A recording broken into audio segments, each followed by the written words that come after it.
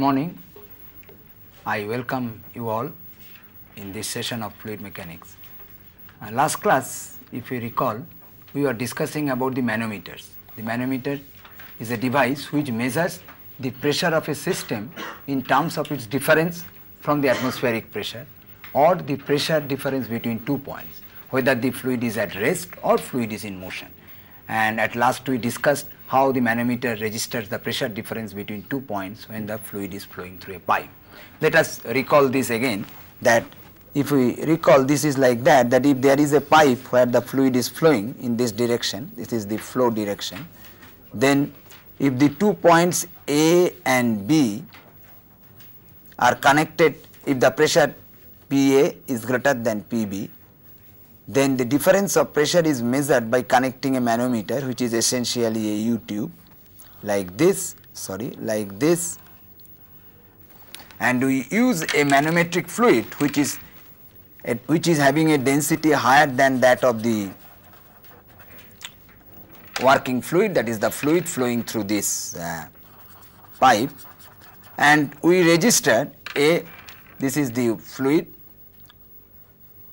a deflection, that means the interface, that means the separation surface between the working fluid and the manometric fluid, the interfaces stand like that, and this is known as this is Y. And if we take the manometric fluid density is rho m and the density of working fluid is rho w, we have found that the delta P, that is equal to PA minus PB, becomes equal to rho m minus rho w g into y. That means, observing this deflection, manometer deflection, that means the difference in level of the meniscus y, we can find out the pressure difference. How do we find it? By writing the manometric equation. That means we take this PQ line as the same horizontal line in this same expanse of fluid, which is the manometric fluid, and then what we do, we write the pressure here, equate the pressure here from this limb and equate the pressure here from this limb and find out this equation. Now what we started, that what is the situation, we see a very interesting thing, that when the fluid flows through an inclined pipe, let the flow direction is like this, the fluid flows through an inclined pipe where we are interested to measure the pressure difference between these 2 points A and B. And let us connect the manometer like this, a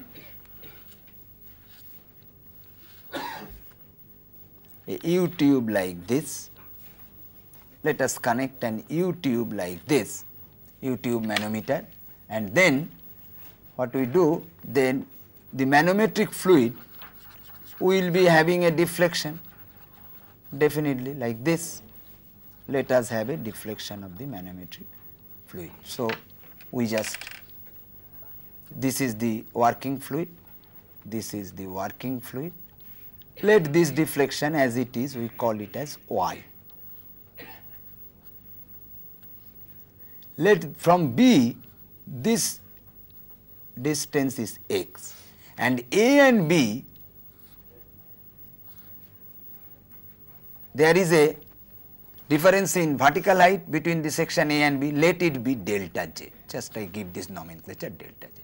Now from simple manometric equation, that means if you take this line as the PQ horizontal line, and if we equate the pressure from both the limbs, now from this limb, if we come from this limb here first, PA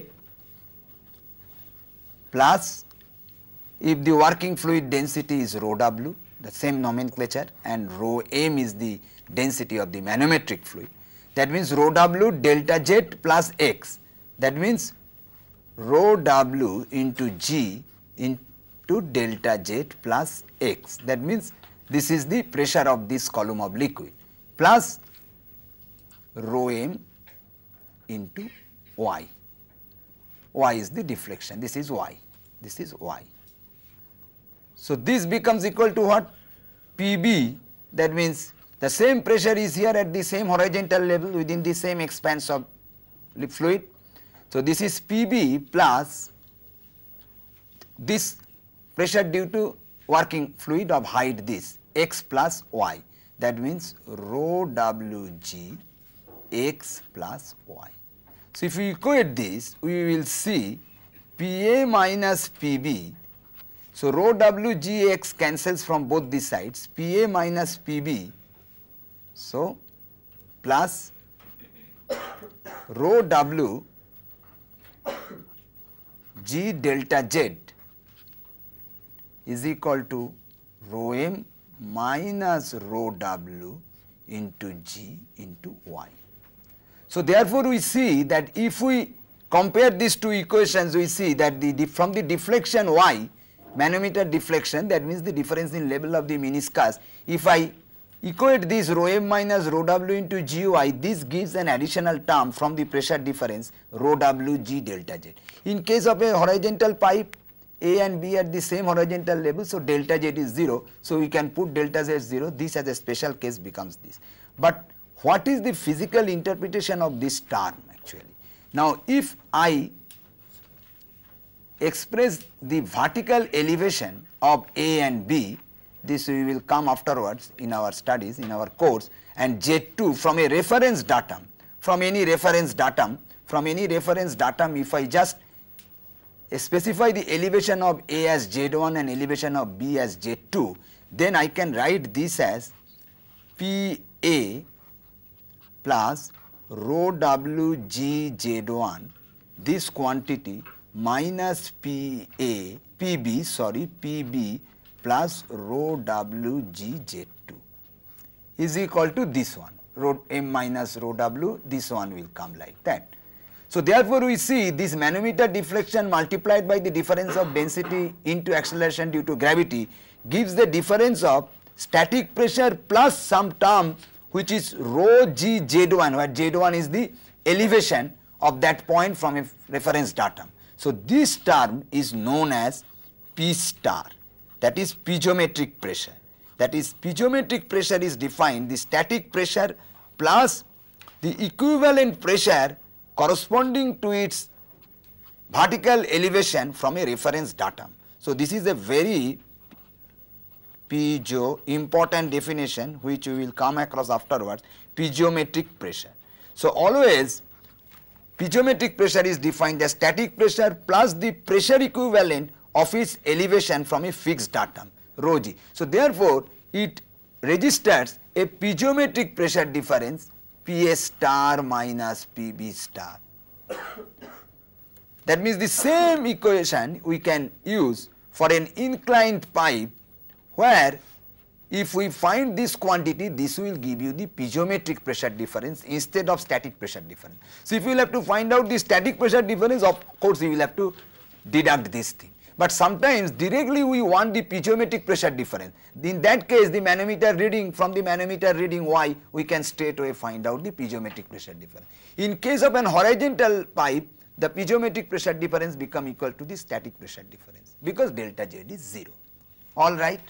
Now, next we come to the next part, that here we see that basically the pressure difference between 2 points in a fluid flow is measured by a manometer basically by this equation. Either it is a static pressure difference or it is a piezometric pressure difference, depending upon whether the pipe is horizontal or inclined. Now, if we want to measure a very small pressure difference, then what we have? We should have a substantial value of Y for a small pressure difference. In other words, you can say if we want to increase the sensitivity of the manometer, that means for a small change in delta P, if we want to have a substantial value of Y or readable value of Y, what we should do? We should make this part very small, so that even for a small delta P, we have a large Y. That means rho m minus rho W should be very small, nearly equal to 0, or rho m, that is the manometric fluid density, will be very close to the density of the working fluid. But in practice, it is very difficult to have a manometric fluid whose density is close to the working fluid and at the same time defining a meniscus, a good meniscus. That means a separation of surface between the two liquids has to be defined. So, well defined meniscus should be there, otherwise we cannot read Y. So, a well defined meniscus between the immiscible liquids and also a close density values are not practically feasible. So that without going for changing the properties of the liquid, or go for some other changes in the construction of the manometer to measure small pressure differences. This is one which is known as inverted tube. This is done inverted tube manometer, inverted tube manometer, inverted tube manometer. What is inverted tube manometer? In this case what happens, if we consider a horizontal pipe and the fluid is flowing through it, what do we do if we want to measure the pressure difference between 2 points A and B?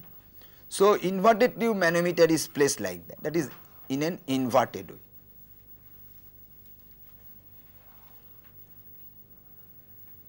Sorry, that is. What happened is that there is a valve. Inverted tube manometer contains air as the working fluid, air as the manometric fluid, air as the manometric fluid with some pressure. So, pressure of the air is adjusted by the valve. That means, if you open the valve, some air may come out, and you know the mass of the air is reduced, so pressure in the closed system of the air is reduced. So, this way we can change the pressure of the air inside it. So, what happened? The working fluid, depending upon the pressure, will go inside.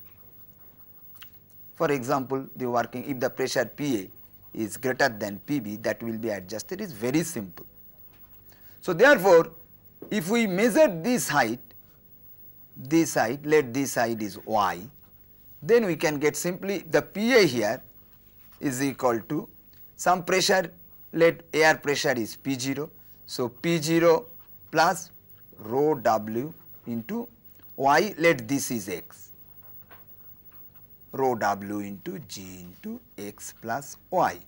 Similarly, here PB is equal to P0, the same air pressure in the closed system, the air will impress the same pressure, and there is no difference in the pressure because of the height of the air. So, you can tell, sir, pressure here is P0, so here pressure will be P0 plus height of the air. So, that height of the air we neglect because the density of the air is so small compared to the working fluid. If this is a liquid, usually working fluid is a liquid, so that we neglect for small height the variation due to pressure because of the height of the air. So, the same P0 pressure is impressed here.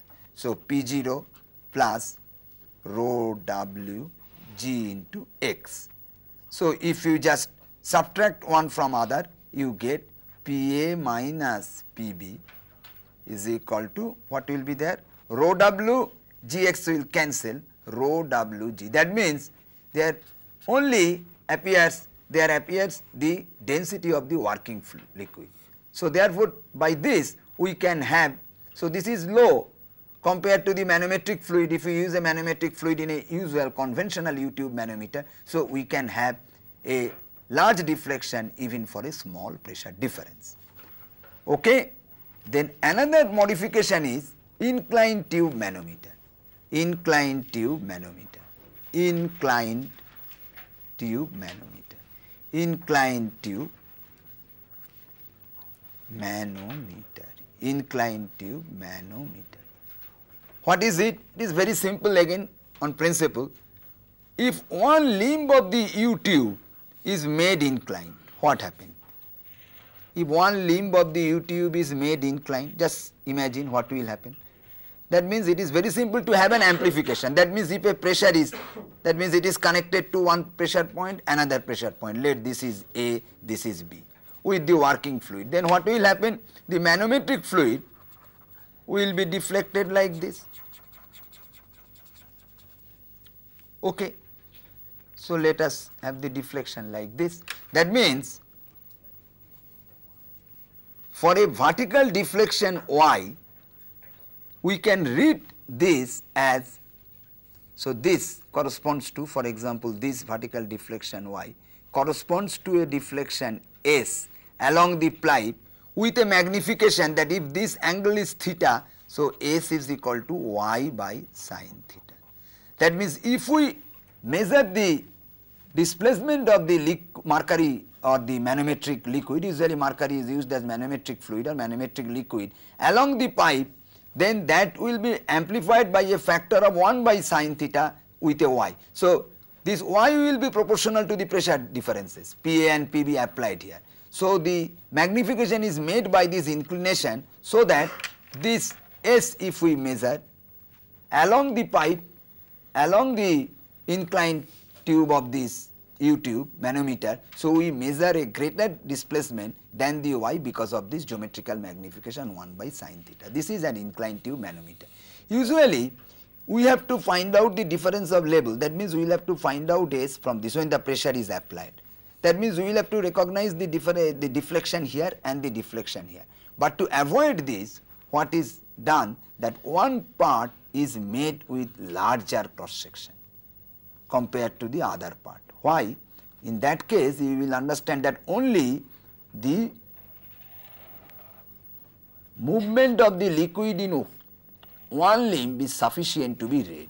That means let us consider a manometer like this, inclined tube manometer, where this part of the limb is made with a larger cross section, let A, and this part cross section is A, where A is very larger than A, greater than A. So pressure is being, this is connected to a system, this is connected to another system, Pa, Pb.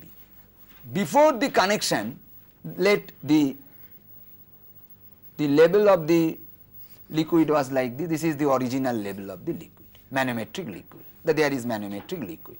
Now after the connection with the pressure where Pa is greater than Pb, then the manometric liquid will be depressed here. So manometric liquid will come here and it will go here like this. So now we will have to find out this deflection. If you write the manometric equation, you will see we require this deflection y to be measured. That means in that case we have to measure this S, try to understand this S. So this S to measure, we will have to know this length, but we do not do that. What we do, this part we do not make transparent, only this part is made transparent. We see the initial level in the transparent inclined part, we see the final level. So instead of measuring this, we measure this S1. That means we neglect the measurement of this. Why we can neglect? How we can neglect? If this area is much larger than this, so this deflection, that means this vertical deflection is much smaller compared to this displacement in the tube from the continuity, because the same fluid which is depressed here will be going up in this tube as the cross sectional area is much larger. The cross sectional area is made two times in the order of magnitude, so 100 times larger than it. The diameter is made some 10 times more than these usual cases. So therefore this depression is much more negligible compared to this displacement. So that error in taking S1 as the measurement as instead of S is very less. So that we need only this inclined part of the tube to be transparent, and this can be made metallic if the cross sectional area is larger. So we simply what we do, we take the initial level and we take the final level, and this displacement along this inclined tube is measured. Okay. So this displacement is magnified by a factor of 1 by sin theta instead of having a vertical displacement here that we have explained, I have explained. Now here the one question comes, if the magnification factor is 1 by sin theta, we can go still lower and lower value of theta so that we can get more magnification, that for a small difference of delta y, very small difference in pressure or small difference in y, we get a larger value of S. So there should be a limit.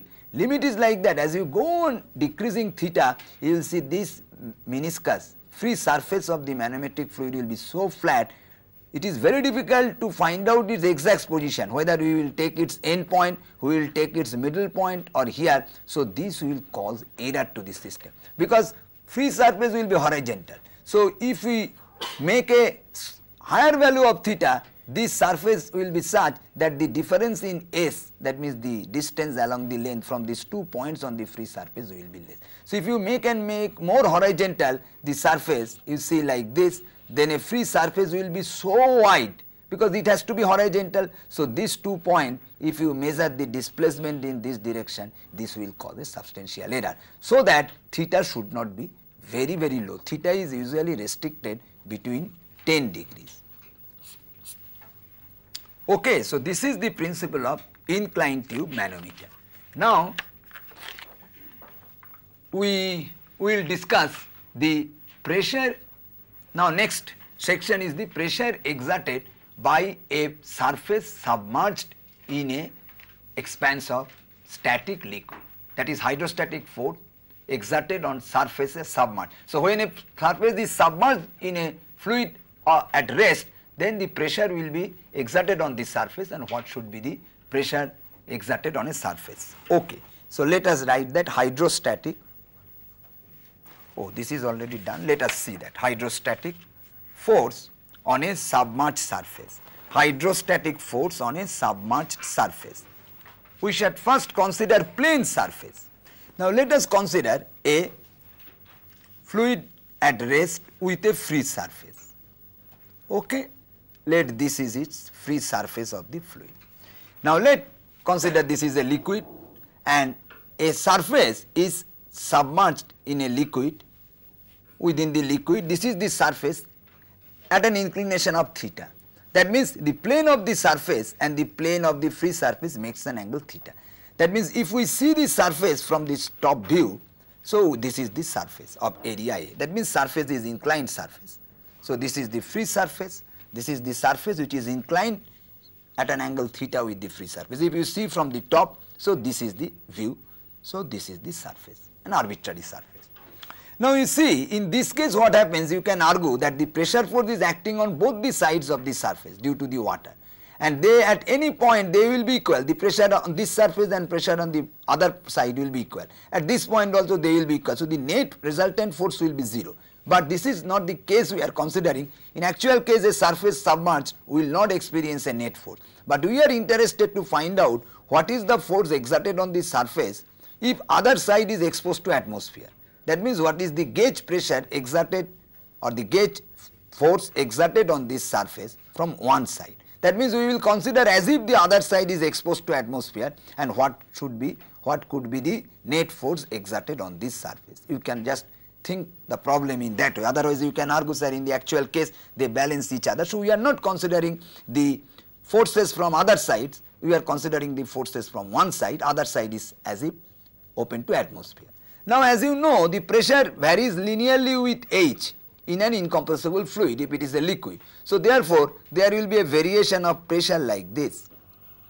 That means the pressure force will act on the surface like this.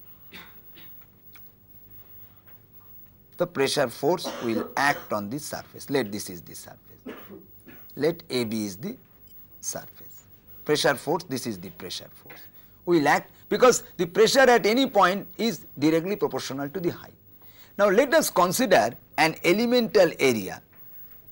Now, first of all, before that, let us consider a coordinate axis. This point is the point, this is the line seen as a point where the plane of the surface and the free surface meets. The plane of the surface and free surface meets at a line which is seen at a point from this direction perpendicular to the plane of the paper. This is taken as the origin O, and OY, y coordinate is taken a line along this plane, along the direction of the plane, and perpendicular to this OX axis is taken. I think there is no problem.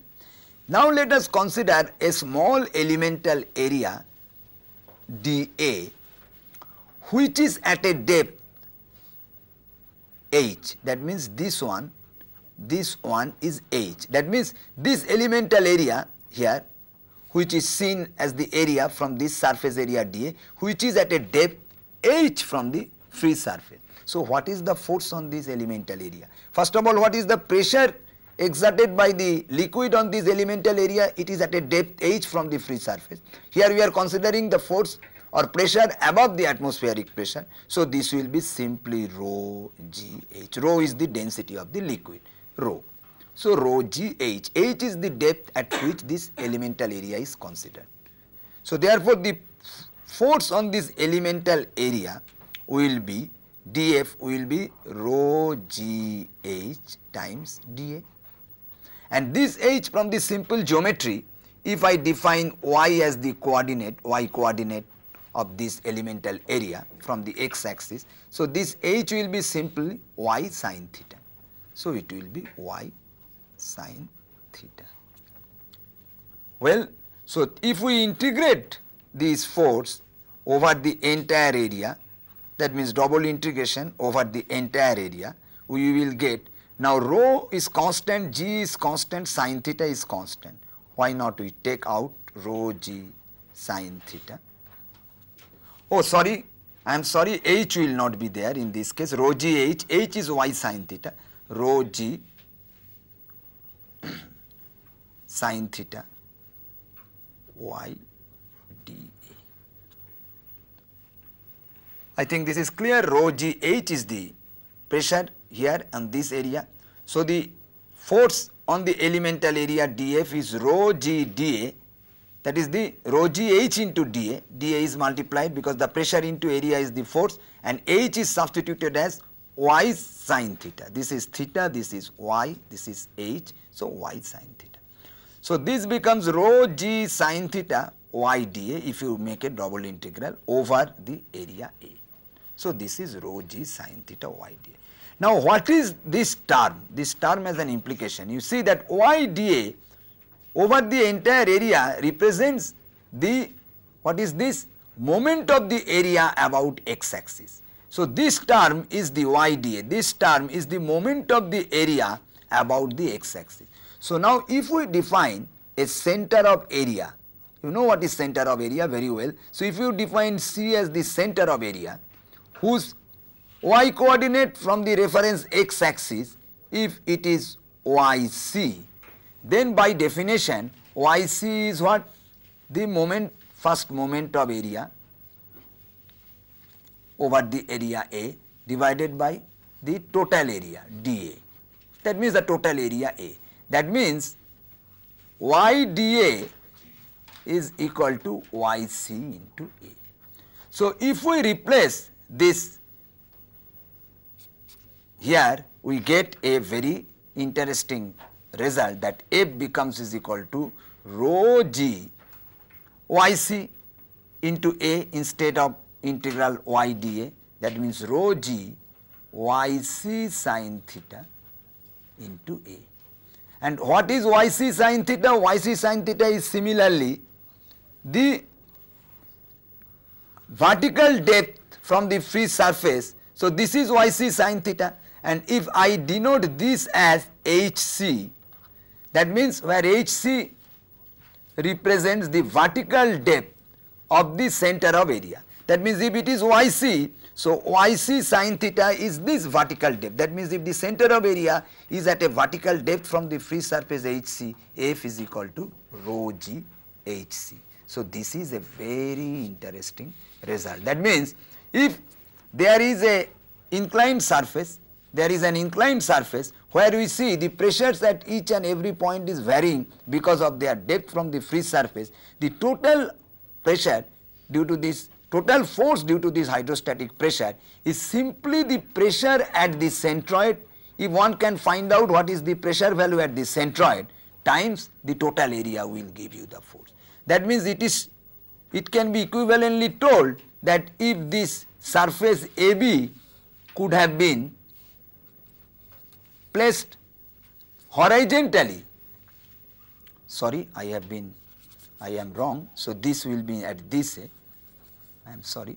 So, if this surface AB, this is wrong, surface AB could have been placed horizontally at a depth hc below the free surface, then what could have happened? The uniform pressure. In a horizontal surface, pressure at each point is uniform. This is the pressure P. Okay. So, this P is equal to rho g hc because of this depth. That means placing an inclined surface in a fluid, submerged in a fluid, is equivalent to place the same surface at the depth of its center of area. That means if we know the center of area, depth at the center of area, we can find out the pressure, and times the area is the total force. That means it is equivalent to it will experience the same force, rather we say it experience the same force if it could have been placed in a horizontal position at a depth hc, which is the depth at which the center of area of this area lies. Okay. So, this is one important conclusion. Now, next is to find out the point of application of this force. Now, it is true that the point of application of this force, well, I can put it here. Here itself you can see the point. How do I find out the point of? Now, you see that the resultant force magnitude is known, that is equal to rho g hc into A. So, if I know the value of hc, the centroid depth of the centroid from the free surface, I can find out the total force.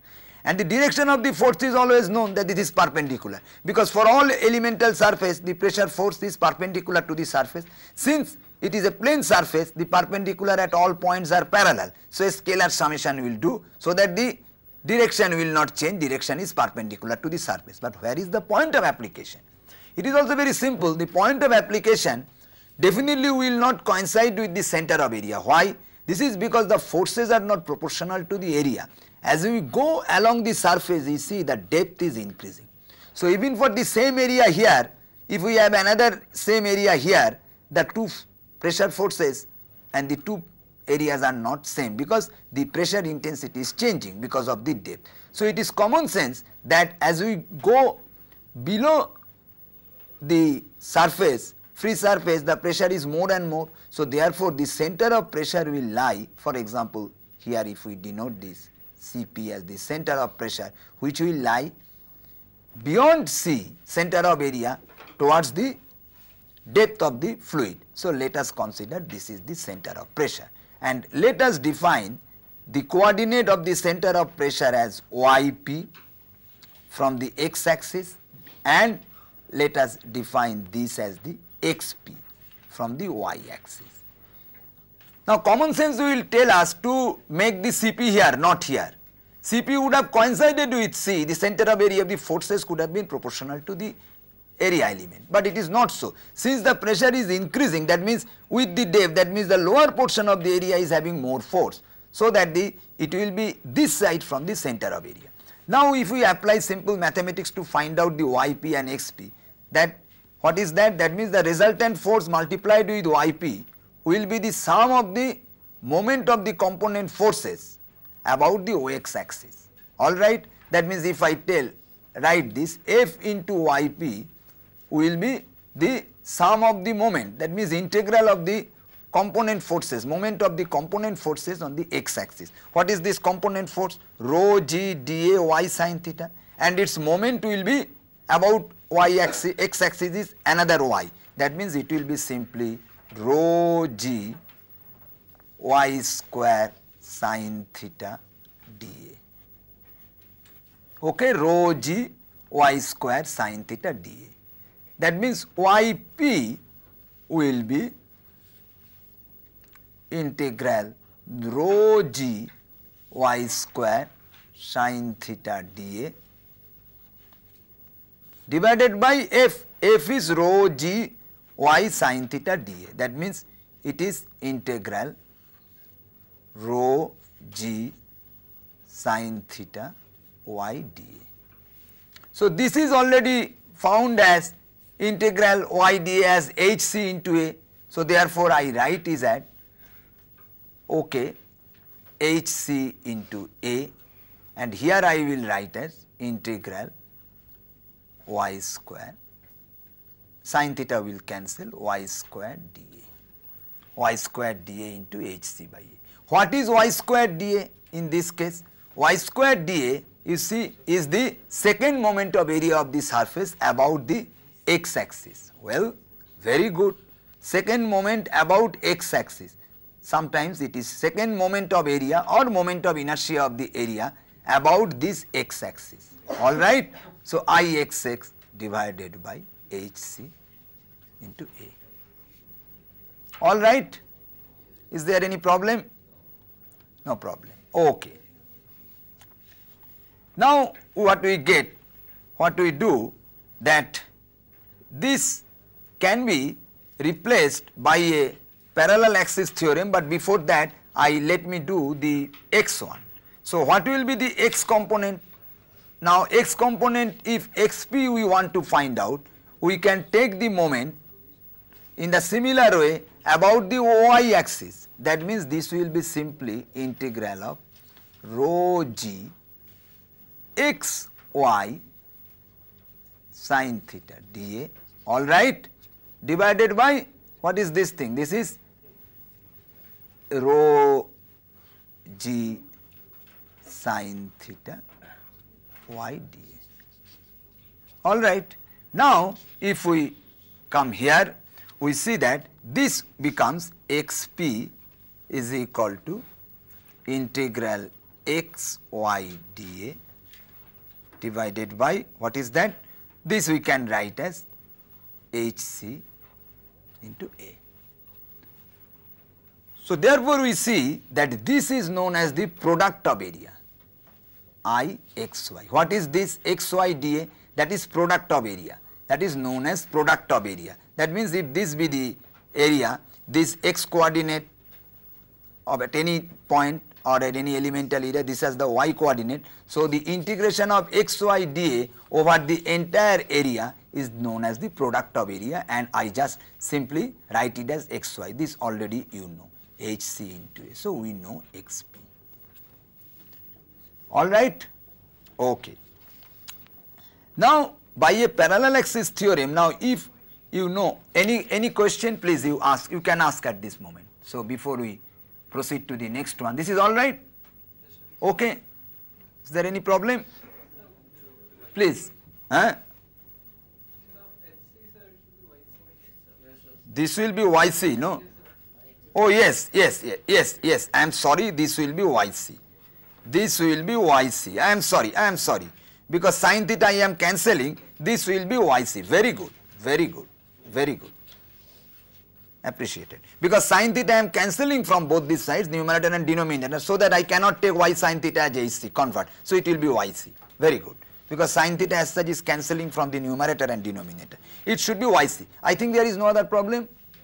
Okay, all right. Now by a parallel axis theorem, you know that if I define the moment of inertia, that means if I take the parallel shifting of the axis as you have read earlier, and if I define x dash and y dash are the coordinate axis parallel to x and y through the centroid C, and if I now define, you understand this, x dash and y dash through the centroid C, and if I define now that Ix dash is the moment, second moment of area or moment of inertia about Ox dash axis, then the relationship between this and the moment of inertia of the old x dash is Ix plus A into Yc square. That means the moment of inertia about this axis is the moment of inertia or the second moment of area about this axis plus area into Yc square. That is the distance of this axis from the earlier axis, Yc square. Similarly, well, all right. Similarly, for the product of area, if I define with respect to new x dash y dash axis, this will bear the relationship Ixy plus A. The two coordinate will come which will define the coordinate of the new axis from the old one. That means this is Yc and in that case this is Xc. In our case, our new axis is to center of area. In that case, Yc, Xc are the y and x coordinates of the center of area. All right. Okay. So now if you substitute, you see the interesting results come. Yp is equal to, if I substitute this here, that means Ix. Okay. I am sorry, it will be minus. It will be minus. It will be minus. Ix will be Ix dash plus this. This will be minus. I am sorry. So Ix will be Ix dash plus this. Ixy, that means in the old coordinate will be in the new coordinate plus this. So if I substitute here, so what I will get? I will get Ix dash divided by Yca plus cancels Yc. So I get Yp minus Yc is Ix dash divided by Yc into A. Similarly, if I substitute this one here, what I will get? This is Ixy, Ix dash y dash. So we will get xp minus xc is Ix dash y dash divided by yca plus what we will get? Xc yc.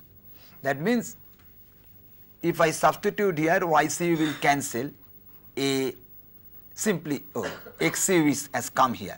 Oh, there nothing will be there. So I get this and this one. Okay, so therefore we see that yp minus yc is this one, and this is a positive quantity because Ix dash, it contains an integral with the square of the ordinate. So therefore the second moment of area is always a positive quantity. So yp minus yc is greater than 0. That means this quantity gives you the displacement in this direction. This is yp minus yc. Sometimes this is told as the eccentricity. That means how far the center of pressure is shifted from center of area in the direction along the plane. So this is yp minus yc. So this distance is given by a simple expression Ix dash divided by yca. Ix dash is the second moment of area about this Ox dash axis, and yc is the center of area in respect to this coordinate, and a is the area.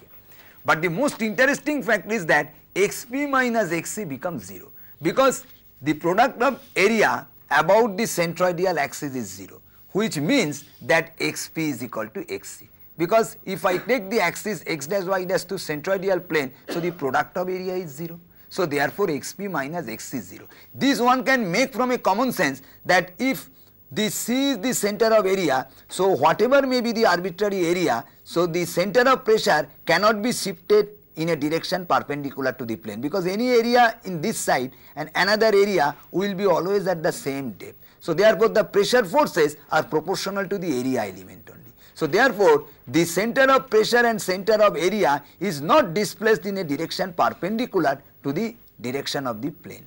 So it cannot be disturbed. So therefore this is xp minus xc, that means this is the xp and this is the xp. So x coordinate of the center of pressure coincide, while the y coordinate, that means along the plane, is shifted towards the depth of the fluid by the amount which is given by yp minus yc is this.